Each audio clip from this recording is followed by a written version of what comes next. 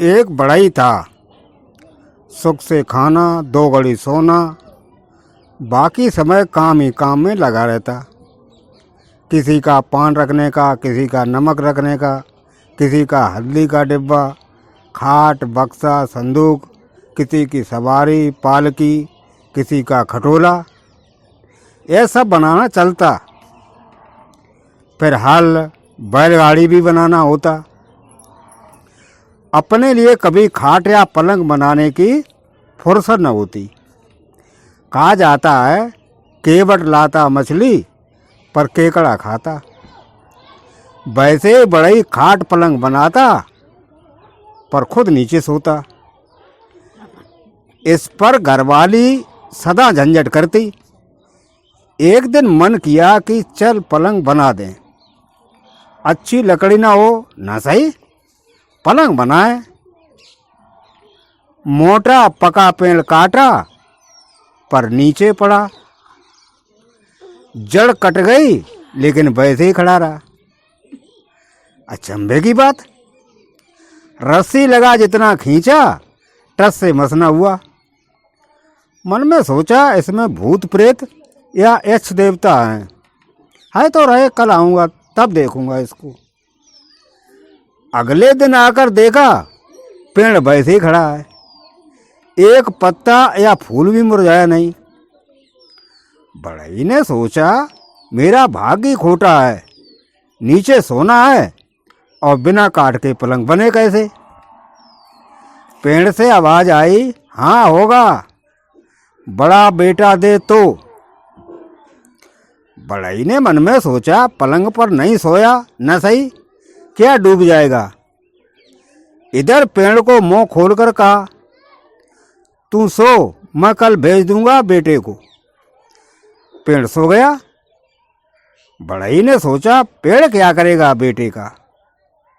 सो बेटे से कहा, बैलगाड़ी ले जा, लकड़ी लाद कर लानी है। बेटा इतनी बात जानता न था। बैलगाड़ी लेकर जंगल गया। उसके काले सफेद बैल थे। कालिया ने कहा, सामंत जी भागो, बाप ने मौत के मुंह में भेजा है। ये पेड़ नहीं राक्षस है, पहुंचते ही पूरा निकल जाएगा। जाओ भागो। सफेद बैल ने कहा, ये मुट्ठी भर सींग और मुर्गी का अंडा साथ में ले, जरूरत के समय काम आएगा। पेड़ पीछा करे तो उस पर फेंक देना। बैलों की बात मान बढ़ई का बेटा चला गया।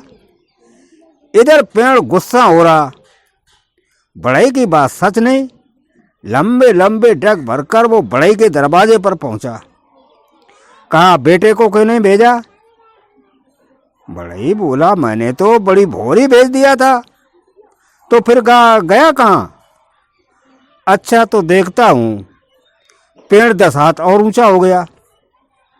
चारों ओर देखा 2 कोस पर भागा जा रहा है। पेड़ कूदता कूदता चला उधर।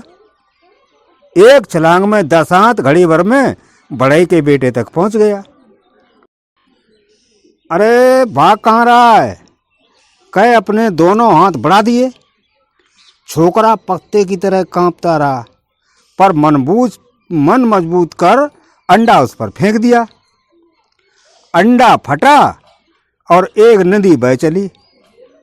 सिर कटे सांप की तरह का भाव बहुत तेज। पेड़ नदी में उतरा, पर धारा का जोर न सह कुछ दूर बह गया। मुश्किल से जमीन पर टिका, तब तक लड़का आधा कोस और आगे बढ़ गया। पेड़ फिर भागने लगा। पेड़ ने कहा, अब जाएगा कहाँ। कसकर पकड़ा, पकड़ते ही सेंक फेंक दी। देखते ही देखते एक बांस का झुरमुट कांटों का हो गया। यूं घना बांस का वन हो गया, पार जाने को रास्ता नहीं। पेड़ जितना तोड़ रहा, वन घना हो रहा। देखते ही देखते आग लग गई, जल गया उसके साथ वो पेड़ भी जल गया। लड़के ने चैन की सांस ली। सोचा अब किधर जाऊं। जिस बाप ने एक खाट पर सोने के लिए मौत के मुंह में भेज दिया, वो कैसा बाप है। अब जन्म स्थान पर पांव न रखूं, सीधे चल पड़ा। चलते चलते एक बूढ़ी के द्वार पर जा पहुंचा। काली स्याह बूढ़ी, सिर के बाल जूट हो गए, मूली से 1-2 दांत हैं। लड़के ने बूढ़ी को नमस्कार किया। बूढ़ी बोली, सांझ को खिल सुबह जा, तोरई फूल सी आयु पा। बूढ़ी ने बड़ई के बेटे से सारी बात सुनी। सोचने लगी जो हो। खाना बहुत बढ़िया द्वार पे आ गया। कहा, मेरे बेटे मेरे घर रह, मेरा कहीं कोई नहीं, मेरे मरे मुंह में तू आग देना। लड़के को शक हुआ, ये वन में अकेली कैसे गुजारा करती होगी। उसने चारों ओर देखा। आदमी की हड्डियां, जानवरों गाय गोरों की हड्डियां, पहाड़ सा ढेर लगा था। पोखर जाके आता हूं कहकर भाग आया। घड़ी पर बीता न लौटा। अब बच्चों के लेकर नाम बुढ़िया ने पुकारा, अरे बिचकिया, क्रिकेटिया, घूमसा, ढूम ढामा, गड़चा, चपटखना, भुड़भुका, अरे सब कहाँ गए। सातों पता नहीं कितनी दूर गए हैं। बूढ़ी की पुकार न सुनी। बड़ई के लड़के को जब से देखा तब से बूढ़ी की मुंह से लार बह रही है। कितना कोमल नरम नरम मांस। बूढ़ी को कुछ भी न सूझा, घर में आग लगा दी। अब राक्षस सारे पहाड़ पर रहते थे। घर जलता देख के दौड़ पड़े, थूक थूक कर आग बुझा दी। माँ को पूछा, आग कैसे लगी, किसने लगाई बता। बूढ़ी ने सारी बात कही। असो सारे गरज उठे। जो राक्षस थे वो खूब तेज आवाज में चिल्लाए उठे। आकाश में देखा, बड़ई का बेटा दौड़ रहा। एक पेड़ पर चढ़ गया। पेड़ के नीचे पहुंचे असुर, डाल पर आकर एक चोट कर दी। यूं एक एक कर सातों को निपात कर डाला। बाँ खून की नदी बह चली।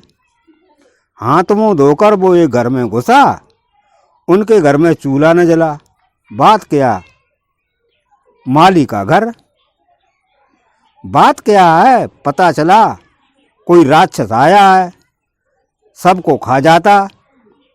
मगर राजा ने समझाया, ऐसे तो एक दिन में खत्म हो जाएंगे, हम तुम्हें रोज एक एक कर भेजेंगे। बस्ता भर चावल, एक सगड़ भर पिठऊ, भात, भेड़ या बकरी या सुअर, छैना पना आदि। असुर खुश। राजा ने राज्य में पारी बांट दी। जिसकी जिस दिन पारी होती सुबह ही वो पहुंचा देता। उस दिन पारी माली की थी। घर बार बेचे भी असुर का ना पेट भर सके। गाड़ी भर पकाकर वहां कैसे भेजे, किसे भेजे, खुद जाए तो फिर बच्चे पलेंगे कैसे। चिंता में कोई रास्ता न था। तभी बड़ई का लड़का पहुंचा। कहा, सास कर, खाना दो, मैं निपट लूंगा। मालिन ने आव भगत कर खाना खिलाया। खा पीकर अब उससे आधी गाड़ी पत्थर और 2 पस्ते कंकड़ ले पहुंचा। अब राक्षस भूख से बेहाल। बड़ई के लड़कों को देखकर कहा, तुझे मेरा डर नहीं लगा, पहले तुझे खाता हूं। लड़के ने कहा, पीठा वगैरह बनाते बनाते देर हो गई, पहले ये खा लो फिर मुझे खा लेना। ऐसा कहकर मोटा ढेला उसकी ओर लुढ़का दिया। भूख में व्याकुल, देखा नहीं, ढेला मुंह में ले लिया। दांत कड़कड़ कर टूट गए, खून बह चला, आंख से आग बरसी। मुंह से बोल न निकले। उसने 2 बोरा कंकड़ बढ़ा दिए। चने चबाओ, गरम है, असुर ने 2 मुट्ठी कंकड़ चबाए, बाकी के दांत भी टूट गए। खून और बढ़ गया। राक्षस की ताकत कम हुई, उठ भी नहीं सका। अब लड़के ने असुर की छाती पर चोट की, सिर कट गिर पड़ा। असुर के नक दांत ले आया। इधर राजा ने घोषणा कर दी थी, जो असुर को मारे आधा राज दूंगा, उसके संग राजकुमारी ब्याह दूंगा। बढ़ई के लड़के ने नाखून और दांत जाकर राजा को भेंट कर दिए। राजा का कांटा खत्म हो गया। राजा खुश, राजकुमारी की शादी कर दी, आधा राज देकर अभिषेक कर दिया। बूढ़े माले के लिए जमीन दे दी, वो भी खूब आराम से रहने लगा।